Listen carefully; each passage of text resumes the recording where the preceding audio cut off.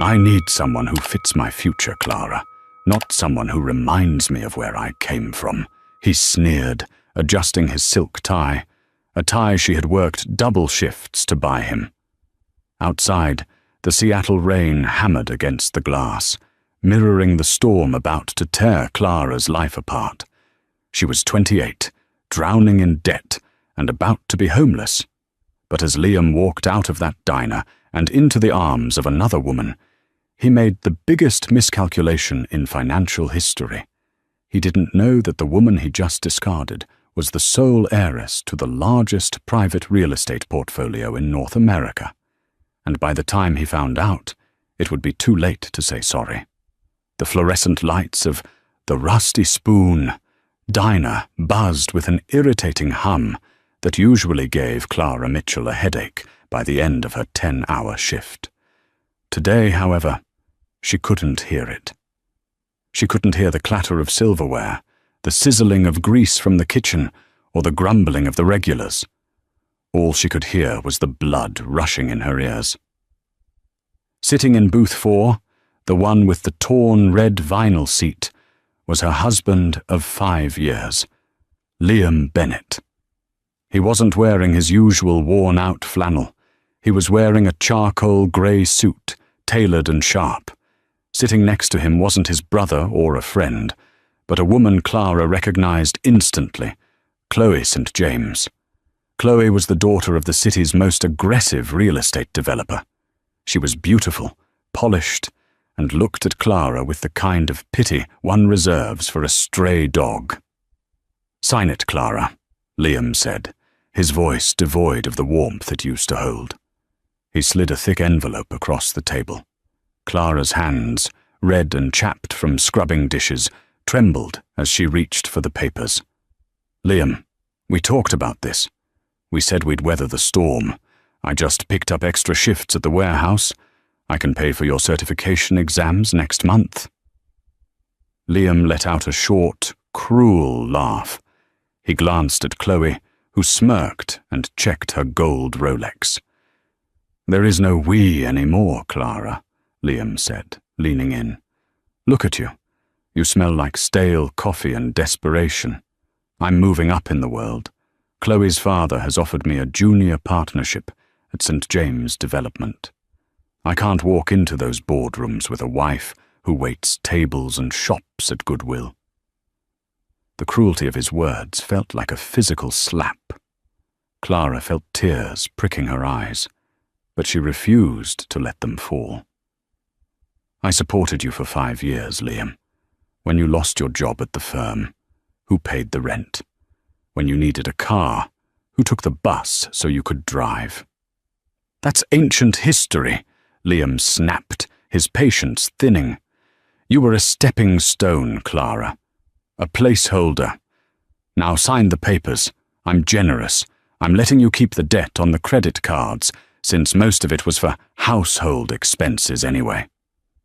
"Generous," Clara whispered, staring at the document. It was an uncontested divorce filing. He wanted everything severed immediately. No alimony, no division of assets, not that they had any. Just a clean break so he could marry into the St. James dynasty. "I need this done today," Chloe spoke for the first time, her voice like crushed velvet.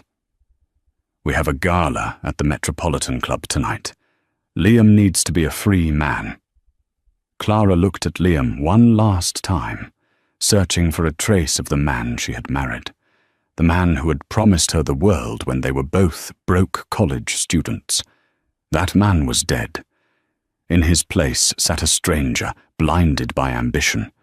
With a shaky hand, Clara picked up a cheap ballpoint pen from her apron pocket. She signed her name. Clara Mitchell. "Good," Liam said, snatching the papers back instantly. He stood up, not even looking at her. "Pack your things. I want the apartment cleared by tomorrow. The lease is in my name, and I'm breaking it." "Liam, I have nowhere to go," Clara pleaded, panic finally setting in. "It's mid-November." "Not my problem," he muttered. He took Chloe's arm, and together they walked out of the diner, leaving Clara alone in the booth. The manager, A gruff man named Rick walked over. "Clara, if you're gonna cry, do it in the back. Customers are staring." "I'm not crying, Rick," Clara said, her voice steeling as she stood up. She untied her apron and threw it on the table. "And I'm not working. I quit." She walked out into the cold Seattle rain, homeless, husbandless, and penniless. She had $42 in her bank account and a maxed-out credit card. She walked for hours, the cold seeping into her bones, until she found herself sitting on a bench in a small park near the waterfront, watching the grey waves crash against the pier. She checked her phone. A notification from her banking app popped up. Overdraft fee applied. $35. That's also was. She laughed, a hollow, broken sound. "Well," she whispered to the empty air, "it can't get any worse." She was wrong. It was about to get much, much stranger. Clara spent that night in a 24-hour laundromat, pretending to wash the same load of clothes over and over again, just to stay warm. By morning, she was exhausted, hungry, and her spirit was fractured. She was sitting in a public library, using the free Wi-Fi to search for women's shelters, when a man in a pristine black suit approached her table. He looked out of place among the dusty bookshelves and homeless patrons sleeping in chairs. He was older, perhaps in his 60s, with silver hair and wire-rimmed glasses that looked more expensive than Clara's entire life history. "Mrs. Bennet?" the man asked softly. Clara looked up, startled. "It's Mitchell. Clara Mitchell. And if you're a debt collector, you're wasting your time. You can't get blood from a stone." The man smiled gently. It wasn't a predatory smile. It was professional, almost reverent. "I'm not a debt collector, Miss Mitchell. My name is Silas Sterling.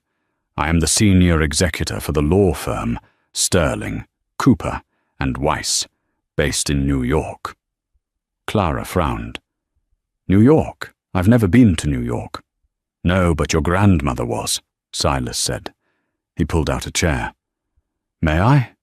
Clara nodded slowly, her heart pounding. "My grandmother died before I was born. My mum said she was a seamstress. Your mother protected you from the truth, perhaps to give you a normal life, or perhaps because she was estranged from her own mother," Silas explained, opening a leather briefcase. He pulled out a file stamped with a wax seal. "Your grandmother was indeed a seamstress 50 years ago, but she was also a woman of incredible business acumen. Her name was Evelyn Caldwell." Clara stared at him blankly. Caldwell, like the Caldwell Trust? Even in her poverty, Clara knew the name. The Caldwell Trust owned half the skyline in Chicago, vast stretches of land in Montana, and premium commercial blocks in Manhattan. It was an empire of old money and quiet power. "Precisely," Silas said. "Evelyn Caldwell passed away 3 days ago. She had been watching you for years, Clara. She knew about your mother's passing. She knew about your struggle.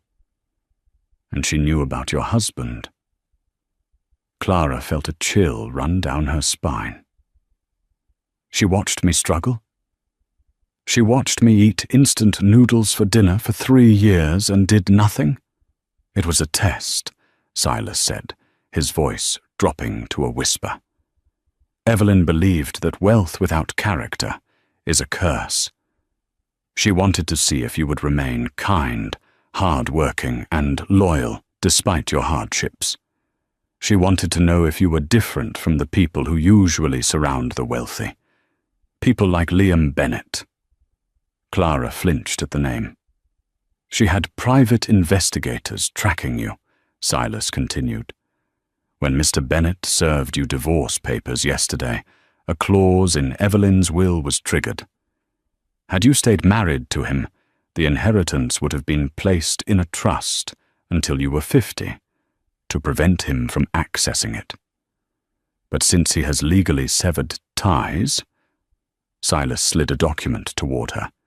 It wasn't a bill, it was a statement of assets. You are the sole beneficiary of the Caldwell estate, Clara. As of this morning, you are the owner of assets valued at approximately $1.3 billion, including liquid cash reserves of $80 million immediately available to you. The library spun. Clara gripped the edge of the table. This is a joke. Is this a prank show? Where are the cameras? This is very real, Miss Mitchell, Silas said, handing her a heavy black debit card. It was made of metal and had no numbers on it, just a chip and her name. This is your Centurion card. It is linked to your private holding account. I have a car waiting outside. We need to get you to the airport. The board of directors is waiting to meet you in New York. Clara looked at the card. Then she looked at her reflection in the library window, hair messy, wearing a thrift store coat. I can't go to New York, she stammered. I look like a mess. Silas stood up and buttoned his jacket. Ms. Mitchell, when you have $1 billion, you don't look like a mess. You look like you're setting a trend. However, if it makes you comfortable, we have a stylist waiting at the Four Seasons downtown to prepare you for the flight. Clara stood up. Her legs felt like jelly. Yesterday she had lost everything. Today, she owned everything. What about Liam? She asked, a sudden darkness entering her voice. Silas paused. A glint of steel appeared in his eyes. Mr. Bennett has made his choice. He chose a junior partnership at a local firm over the Empress of Real Estate. He is currently unaware of your change in circumstance. We can keep it that way for as long as you like, or— Silas tilted his head. We can make his realization painful. Clara thought about the rain. She thought about the way Liam had looked at her in the diner. She thought about Chloe's smirk. Don't tell him, Clara said, her voice firming up. Not yet. I want him to succeed. I want him to climb that ladder. I want him to get to the very top, thinking he's won. Silas raised an eyebrow. And then? Clara clenched the black card in her hand. And then, I want to be the one who owns the ladder. Silas smiled, a genuine shark-like grin. I think you're going to be an excellent chairwoman, Miss Mitchell. Shall we? They walked out of the library.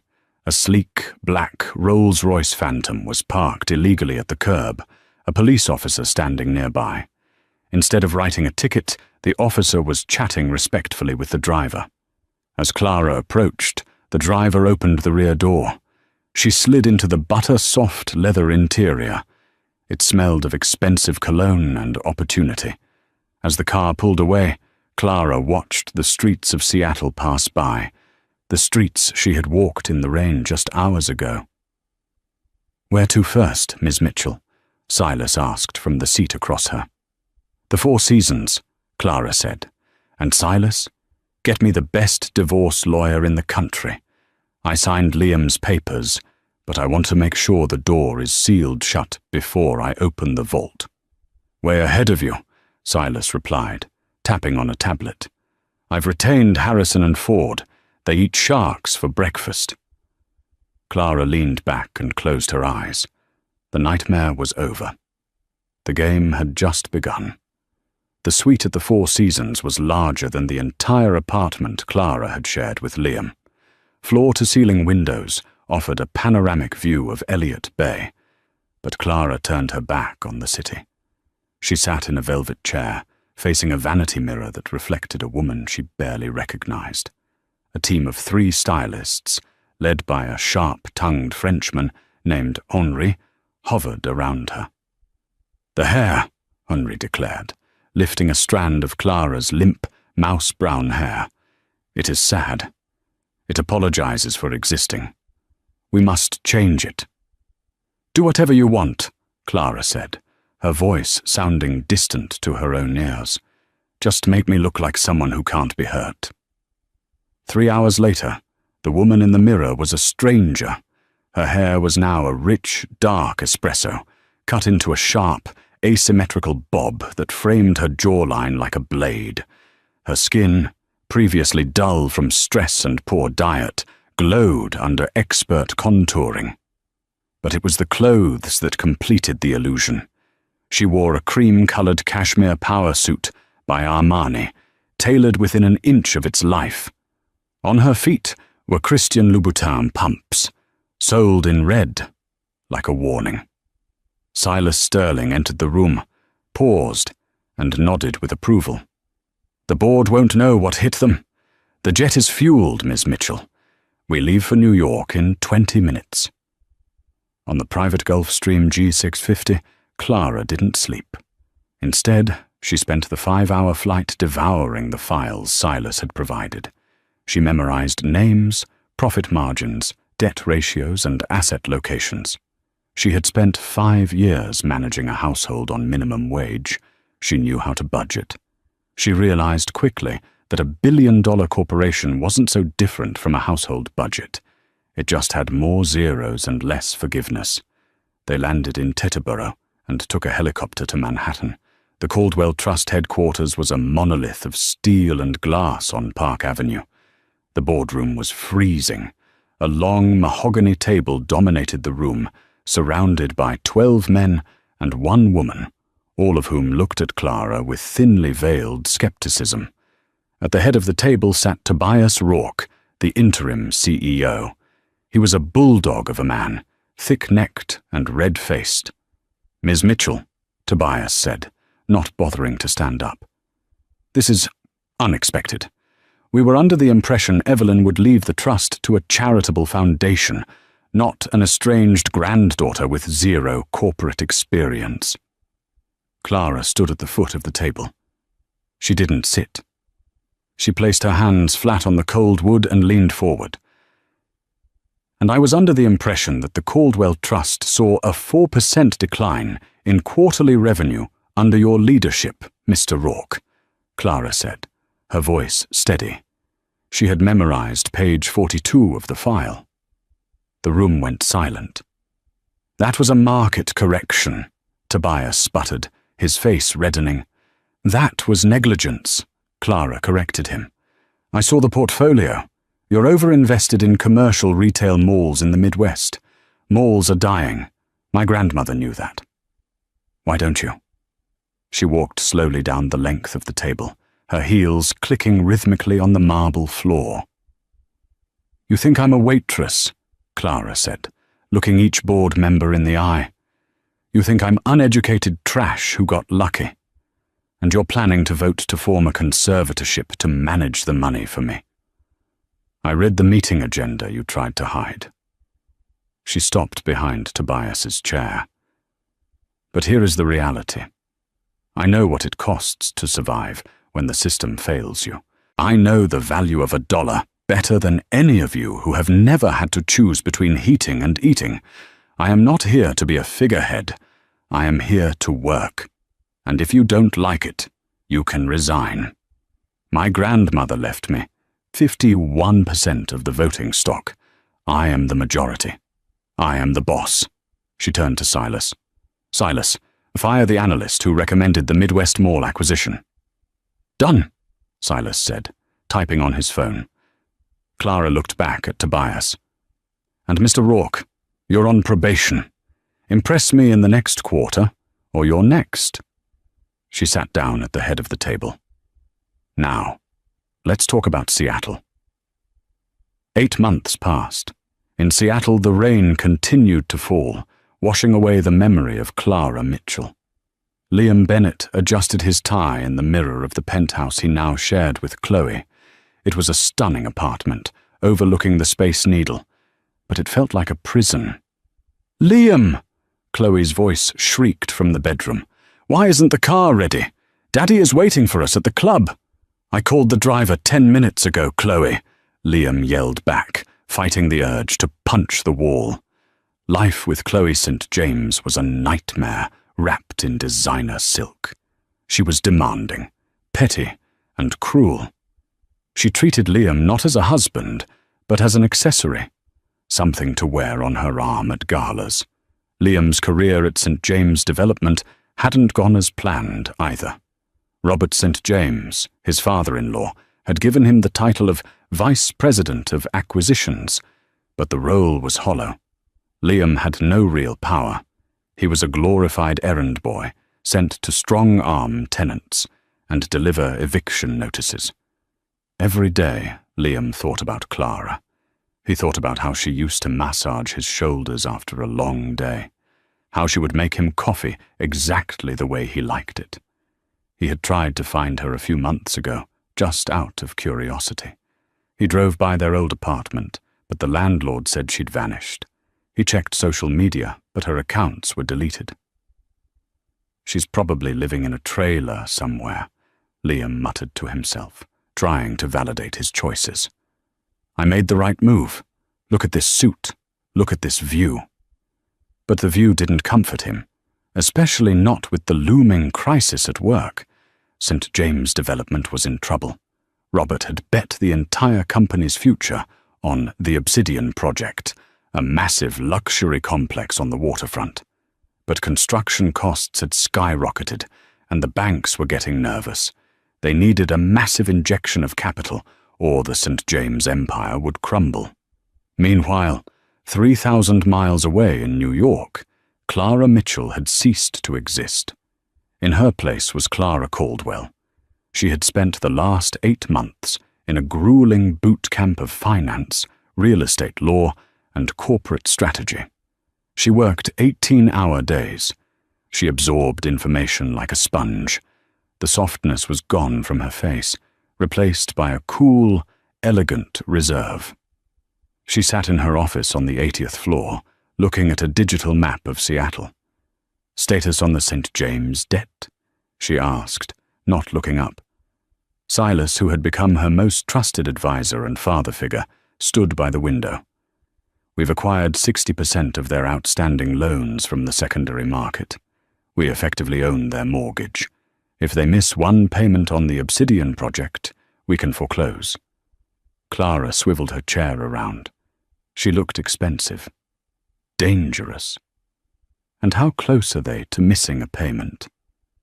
They have liquidity for maybe 2 more months, Silas said. Robert St. James is desperate. He's looking for a silent partner, someone to bail him out without taking control. Clara smiled. It was a cold smile. He wants a savior. We're going to give him a shark. Do you want to initiate contact? Silas asked. Not yet, Clara said. Let them sweat. I want Liam to feel the pressure. I want him to see the walls closing in. What is Liam's role in the Obsidian Project? Robert has put him in charge of securing the final investor, Silas replied, checking his tablet. It's a test. If Liam fails to find the money, Robert will likely fire him. And given the prenuptial agreement Liam signed, if he loses his job, he likely loses the marriage. He signed a prenup, Clara asked. An ironclad one. If they divorce, he walks away with nothing. No alimony, no assets. He's more trapped than you ever were. Clara stood up and walked to the window. She looked at the New York skyline, but in her mind, she was back in The Rusty Spoon, watching Liam throw $6 on the table. He told me I was a stepping stone, Clara whispered. He told me he needed someone who fit his future. She turned back to Silas. Set it up. Create a shell company. Call it Nemesis Holdings. Tell St. James that we are interested in funding the Obsidian Project, but we have conditions. Specifically, we want to meet the lead negotiator in person. You want to see him? Silas asked gently. No, Clara said. I want him to see me, but not yet. Tell them the CEO of Nemesis Holdings will be at the Grand Real Estate Gala in Seattle next week. Tell them if Liam Bennett can convince me to sign the check, they get their money. Silas nodded. A high-stakes pitch. Exactly, Clara said. Prepare the jet, Silas. We're going home. The week leading up to the Seattle Real Estate Gala was the most stressful of Liam's life. Robert St. James had been screaming at him since Monday. You find this money, Liam, or you're out on the street. I didn't let you marry my daughter so you could drag this family into bankruptcy." Liam had cold-called 50 investment firms. All of them said no. The Obsidian project was too risky. Then the email came. Subject: Investment Inquiry. Obsidian Project. From Silas Sterling, Director of Operations, Nemesis Holdings, Mr. Bennett. Our firm represents a private capital group interested in high-risk, high-reward ventures. We have reviewed the prospectus for the Obsidian project. We are willing to provide the $200 million gap financing you require, pending a face-to-face meeting with our CEO. Our CEO will be attending the Emerald City Gala this Saturday. You will have 15 minutes to pitch your case during the cocktail hour." Liam nearly wept with relief. He printed the email and ran into Robert's office. "I found it," Liam panted, slamming the paper on the desk. "Nemesis Holdings. They have the cash. They want a meeting." Robert scanned the email, his eyes narrowing. Nemesis? Never heard of them. Must be foreign money or new tech money. Who is the CEO? It doesn't say, Liam admitted, but Silas Sterling is a serious name. He's a heavyweight lawyer from New York. Fine, Robert grunted. You handle the pitch. But don't screw this up, Liam. This mysterious CAO holds our lives in their hands. You charm them. You lie to them if you have to. Just get the signature. Saturday arrived. The Emerald City Gala was held at the Chihuly Garden and Glass Museum, a venue of breathtaking color and light. The city's elite were there. Tech billionaires, politicians, and the old guard of Seattle society. Liam wore a new tuxedo, but he felt like he was suffocating. Chloe was already drunk, flirting with a tennis pro near the bar. Liam stood near the entrance, clutching his tablet, sweating. "Relax," Robert hissed in his ear. "You look like a fugitive. Straighten your back." "I'm nervous," Liam whispered. "I don't even know who I'm looking for." "Sterling said he'd find you," Robert said. At 8 p.m. exactly, the room seemed to shift. The ambient chatter quieted down as a group entered the main hall. It was an entourage. 4 security guards in black suits cleared a path. In the center walked a man with silver hair, Silas Sterling, and next to him was a woman who stopped the room's breath. She wore a gown of midnight blue silk that seemed to shimmer like oil on water. It was backless, revealing skin that looked like porcelain.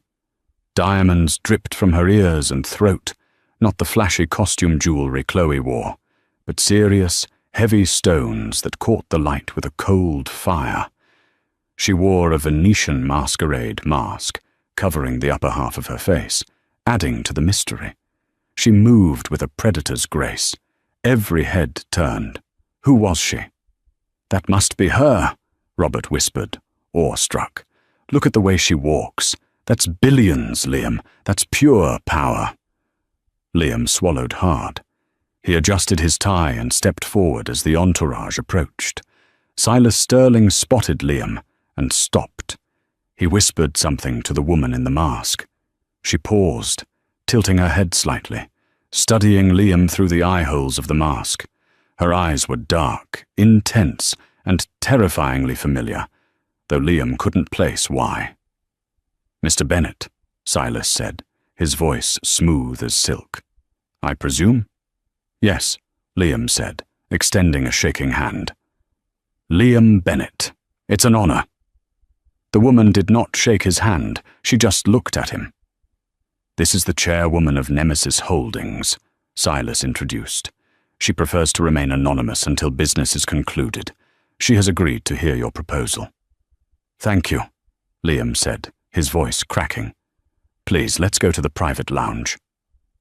They moved to a secluded area of the museum, away from the prying eyes of the party. The woman sat on a leather sofa, her posture regal. Silas stood behind her. "You have 5 minutes, Mr. Bennett," the woman said. Her voice was altered, slightly synthesized, perhaps by a device in the mask, or maybe she was just speaking in a lower register.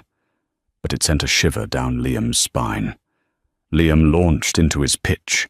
He showed the graphs. He talked about projected ROI. He talked about the luxury amenities of the Obsidian Towers. He was desperate, and it showed. He was begging. "We just need a partner who sees the vision," Liam concluded, sweat dripping down his temple. "St. James Development is a family company. We value loyalty and integrity." At the word integrity, the woman let out a low, soft laugh. It was a dry, humorless sound. "Integrity," she repeated. "That is a fascinating word coming from you, Liam." Liam froze. The way she said his name, no synthesizer could hide the inflection. "I'm sorry," Liam stammered. The woman reached up. The room went dead silent. "You said you wanted a partner who fits your future," she said, her voice returning to its natural, clear tone, a voice Liam had heard every day for 5 years. "You said you needed to cut ties with the past." She pulled the ribbon of the mask. The velvet fell away. Liam's brain short-circuited. He looked at the high cheekbones, the sharp makeup, the billion-dollar diamonds. He looked at the eyes of the woman he had discarded in a diner for the price of a hamburger. "Hello, Liam," Clara said, smiling the smile of an executioner. Liam stumbled back, hitting a waiter's tray. Glasses shattered on the floor. "Clara? No, that's impossible. You're a waitress." "I was a waitress," Clara corrected, standing up. She towered over him in her heels. "Now? I'm the one buying your debt. I'm the one holding the mortgage on your father-in-law's company. And I'm the one deciding if you have a job tomorrow." The commotion attracted attention. Robert St. James rushed over, followed by Chloe. "What is going on here?" Robert demanded. "Did he offend you, Madame Chairwoman?" Clara looked at Robert, then at Chloe. Chloe looked confused, squinting at Clara as if trying to recall a bad dream. "You!" Chloe gasped. "The dishwasher." "I prefer landlord now," Clara said icily. She picked up Liam's pitch deck from the table and dropped it into a nearby trash can. "Mr. St. James," Clara said, addressing Robert, "your son-in-law just gave a very passionate speech about loyalty. It's a shame he doesn't know the meaning of the word. I am rejecting your financing proposal." "What?" Robert turned pale. "You can't! We'll go under! We'll lose everything!" "I know," Clara said. "That's the point." She turned to leave, but Liam grabbed her arm. It was a reflex, a desperate move. "Clara, wait!" Liam shouted. "You can't do this! We were married! I loved you!" Silas stepped forward and removed Liam's hand from Clara's arm with a grip like a vice. "Touch her again, Mr. Bennett, and you won't have hands to sign your bankruptcy papers." Clara looked at the spot where Liam had touched her. She brushed it off as if it were dust. "You loved me when I was useful, Liam," she said, her voice carrying across the silent room. "Now, you're just a line item in my ledger, and I'm cutting costs." She turned and walked away, her midnight blue dress flowing behind her like a storm cloud. Silas followed. Liam stood amidst the shattered glass, the eyes of the entire Seattle elite burning into him. Robert St. James turned to Liam, his face purple with rage. "You knew her?" Robert screamed. "You were married to the Caldwell heiress, and you divorced her for my daughter?" "I didn't know," Liam cried. "You're fired," Robert spat. "Get out of my sight. And Chloe, call the lawyers. Get this loser out of our family." Liam looked at Chloe. She turned her back on him. He was alone. Again. But this time, there was no diner booth to sit in, and no Clara to pick up the pieces. The fallout from the Emerald City Gala was not a slow burn. It was a nuclear explosion. By Monday morning, the gossip columns in Seattle were on fire.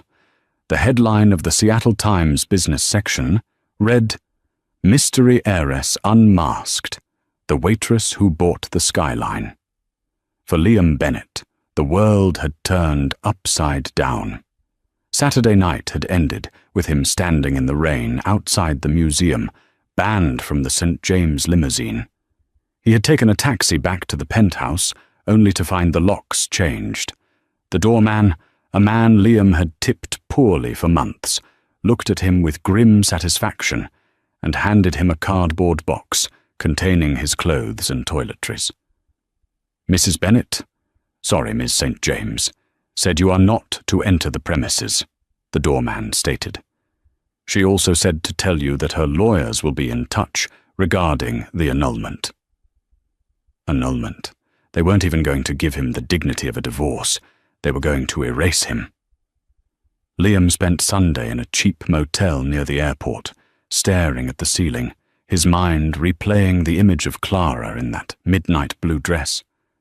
How had he missed it? How had he lived with a woman for 5 years and not known she was royalty? But the sickening realization that churned in his gut was simpler. She hadn't been royalty when he left her. She became royalty because he left her. On Tuesday, the hammer fell on St. James Development. Clara sat in the boardroom of the St. James office tower. She wasn't a guest. She was the executioner. Across from her sat Robert St. James, looking 10 years older than he had 2 days ago. His lawyers were sweating. "The terms are non-negotiable, Robert," Clara said, flipping through a file. "You defaulted on the bridge loan yesterday. Nemesis Holdings is exercising its right to foreclose on the Obsidian project and the St. James commercial portfolio to recoup losses." "You can't do this," Robert wheezed. "This company has been in my family for 3 generations. You're stealing it." "I'm not stealing it," Clara replied calmly. "I bought your debt. You took the money. You failed to pay. That is how business works. Isn't that what you told the tenants at the Highland Park complex when you evicted them last winter to build condos?" "It's just business," Robert slammed his fist on the table. "This is personal. You're doing this because of Liam." Clara paused. She looked at Silas, then back at Robert. "Liam was a bad investment, Robert. We both made the mistake of trusting him. But I cut my losses. You doubled down." She stood up, smoothing her skirt. "My team will be here in the morning to begin the transition. We are rebranding the company. The St. James name is toxic." As Clara walked out of the office, she passed a cubicle near the elevators. It was empty, a half-filled box of office supplies sitting on the desk. It was Liam's old desk. She didn't stop. But Liam wasn't done. Desperation is a powerful hallucinogen, and Liam had convinced himself that there was still a chance. He believed that underneath the diamonds and the cold exterior, the old Clara, the woman who loved him unconditionally, was still there. He waited for her.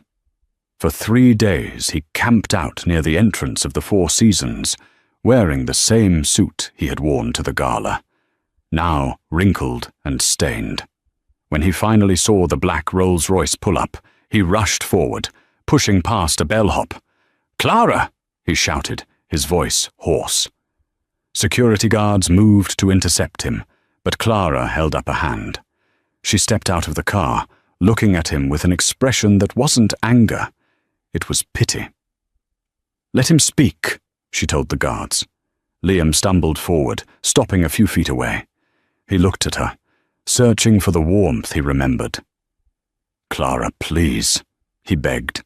"I know I messed up. I know I was an idiot.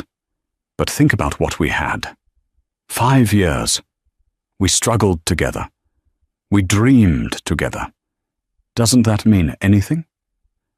"It meant everything to me, Liam," Clara said softly. "It meant enough that I was willing to work double shifts until my feet bled so you could study. It meant enough that I forgave you when you were moody or broke or selfish. I can change," Liam cried, tears streaming down his face. "I see it now. The money doesn't matter to me. I just want you. I want my wife back." Clara shook her head slowly. "You don't want your wife, Liam. You want the woman in the Rolls-Royce. If I were still working at the Rusty Spoon, if I were still wearing that apron and smelling like grease, would you be standing here? Or would you be chasing the next Chloe St. James?" Liam opened his mouth to lie, but the words died in his throat. Under her piercing gaze, he couldn't pretend. "I thought so," Clara said. She reached into her purse. Liam's heart leaped. Was she going to give him money? A check? A key to an apartment? Clara pulled out a small, crumpled piece of paper. She handed it to him. Liam looked down. It was the receipt from the diner. The one from the day he divorced her. It showed the price of 2 coffees and a side of fries. And at the bottom, written in his own handwriting, was the tip he had left her. 6 $6 "You left this on the table when you walked out," Clara said. "I kept it, to remind me of what I was worth to you." "Clara."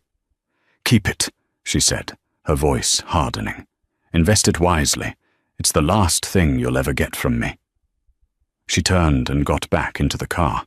The heavy door slammed shut with a sound like a coffin closing. As the car drove away, Liam was left standing on the curb, clutching a grease-stained receipt, watching his billion-dollar mistake disappear into the Seattle traffic. 1 year later, the Seattle skyline had been irrevocably altered. Where the rusted, abandoned steel skeleton of the failed Obsidian project once stood, a monument to greed and poor planning, a new structure now pierced the low-hanging clouds. It was a marvel of modern engineering, a twisting spire of glass and vertical gardens that seemed to breathe with the city. It was named the Evelyn Tower. It was the crown jewel of the Caldwell Trust's portfolio, but it was also a slap in the face to the traditional real estate moguls who had laughed at Clara Mitchell just 12 months prior. The building was a revolutionary mixed-use concept. The bottom 15 floors were designated as high-quality, subsidized housing for the city's service workers, teachers, nurses, and, yes, waitresses, while the upper floors housed the most expensive commercial office space in the Pacific Northwest. The rent from the tech giants at the top paid for the homes of the workers at the bottom. Wall Street analysts had called it financial suicide. Today, upon its opening, it was 100% occupied and projected to be the most profitable building in the city's history. On the 90th floor observation deck, the air was thin and crisp. A string quartet played softly in the corner, competing with the murmur of Seattle's elite, senators, tech moguls, and foreign dignitaries, all waiting for a glimpse of the woman who had built this. Clara stood at the edge of the terrace, her hands resting on the cold glass railing. She wasn't wearing the severe power suits that had been her armor during the hostile takeover of the St. James assets. Today, she wore a dress of soft, ivory silk that moved with the wind, simple, yet radiating quiet, untouchable wealth. The watch on her wrist was a vintage Patek Philippe, the only tangible item she had kept from her grandmother's personal collection. Silas Sterling appeared at her elbow, silent as a ghost. He held 2 crystal flutes of vintage Dom Perignon. "The mayor is asking for you, Clara," Silas said, his voice low. "And the governor is trying to convince the press that he supported this project from day one, despite the public record stating otherwise." Clara took the glass, a faint, knowing smile playing on her lips. "Let them talk, Silas. Success has 1,000 fathers, while failure is an orphan. I remember who stood by me when this was just a blueprint and a crater in the ground." "Your grandmother would have loved this view," Silas remarked, looking out over Elliott Bay, where the ferries cut white lines across the dark water. "She always wanted to change the skyline, but you changed the city's soul." Clara took a sip of the champagne. It tasted like victory, cold and sharp. "I didn't do it to change the soul, Silas. I did it to prove that you don't have to destroy people to build something beautiful." She turned her back to the view, facing her mentor. "Is the acquisition of the St. James estate finalized?" "Signed and sealed this morning," Silas confirmed, pulling a slim tablet from his jacket. "Robert St. James has declared personal bankruptcy. He's moved to a one-bedroom condo in Boca Raton. The St. James brand is dead. We buried it under the foundation of this tower." "Good," Clara said, her voice devoid of malice, flat and factual. "And the loose end?"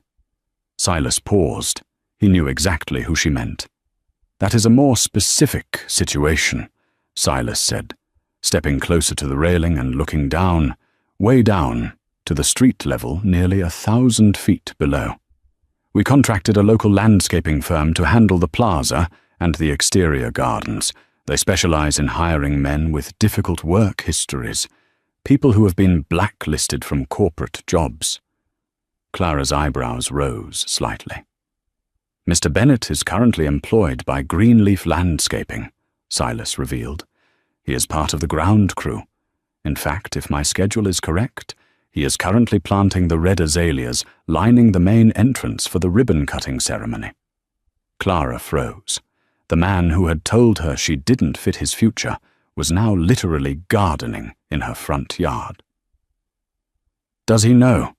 Clara asked. "The building is plastered with your name, Clara," Silas noted. "He knows." Clara walked to the edge. She looked down. From this height, the people on the sidewalk were nothing more than specks, ants scurrying about their business.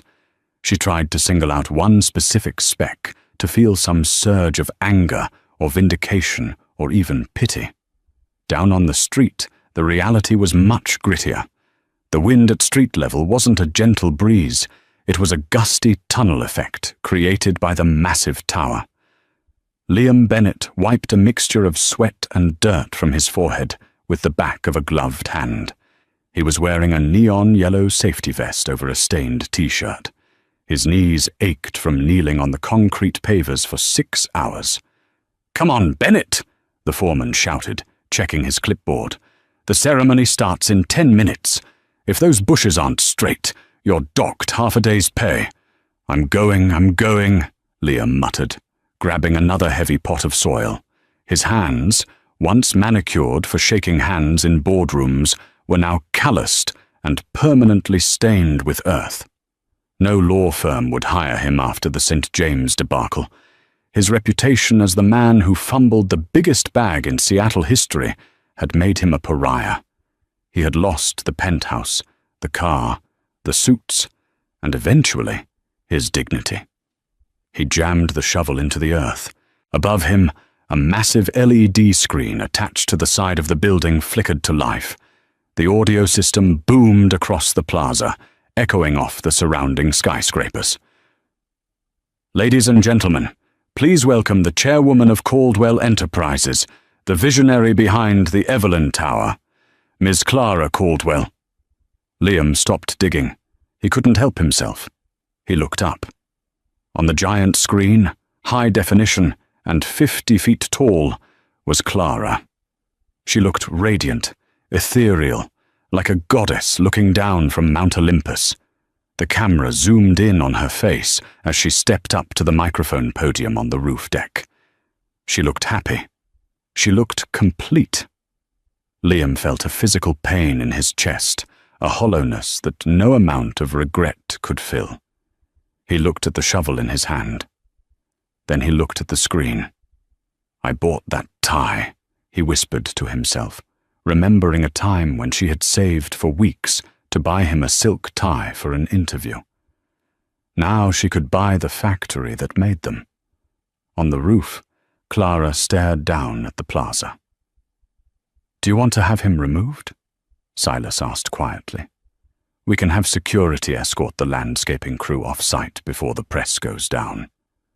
Clara considered it. She thought about the power she held. She could snap her fingers, and Liam would lose this job too. She could drive him out of the city, She could crush him until he was dust. But as she looked at the horizon, where the sun was breaking through the clouds, illuminating the snow-capped Olympic mountains, she realized something profound. Hating Liam required energy, punishing him required attention, and he simply wasn't worth the budget. He was no longer the villain of her story. He was just background noise. He was part of the scenery, like a fire hydrant or a park bench. He was just a man planting flowers in a garden she owned. "No," Clara said, turning away from the edge. "Let him stay. The azaleas need to be planted, and he seems to be good at digging holes for himself." She smiled at Silas, a genuine warm smile that reached her eyes. "Besides, Silas, I think I'm ready to move on." "Truly? Ready for the next acquisition?" Silas asked. "No," Clara laughed, the sound light and free. "I think I'm ready to date again. But this time, nobody who needs fixing. I'm done with potential. I want a partner, not a project." "I'll have the board vet the candidates," Silas deadpanned. "You do that." Clara stepped away from the railing. She walked toward the podium, toward the waiting cameras, toward the applause that was rising like a wave to meet her. She didn't look back at the street. She didn't look back at the past. Down below, the foreman kicked the sole of Liam's work boot. "Bennett, eyes on the dirt. That screen isn't for you." Liam tore his eyes away from the image of his ex-wife, the billionaire. He looked down at the dark, wet soil. "Right," Liam whispered, his voice cracking. "Eyes on the dirt." He drove the shovel into the ground, preparing the earth for a flower that would bloom for someone else, in a garden he would never be allowed to enter. The shadow of the Evelyn Tower stretched long and dark over him, covering him completely, while Clara stepped into the light. Liam spent his life trying to climb the social ladder, only to end up landscaping the very ground Clara walks on. It's a brutal, poetic justice. He wanted a wife who fit his future, and he got exactly what he deserved, a future where he is nothing more than a spectator to her glory. He is left in the shadows of the empire she built, reminded every single day of the diamond he threw away for a piece of glass. What do you think of Clara's final decision? Was ignoring him more painful than firing him? And be honest, if you were Clara, would you have gone down there to say one last thing to him? Or would you have let him dig in the dirt? Let me know your thoughts in the comments below. If you loved this story of karma and redemption, please smash that like button and subscribe to the channel. Turn on the notification bell so you don't miss our next story. Thanks for watching, and see you next time.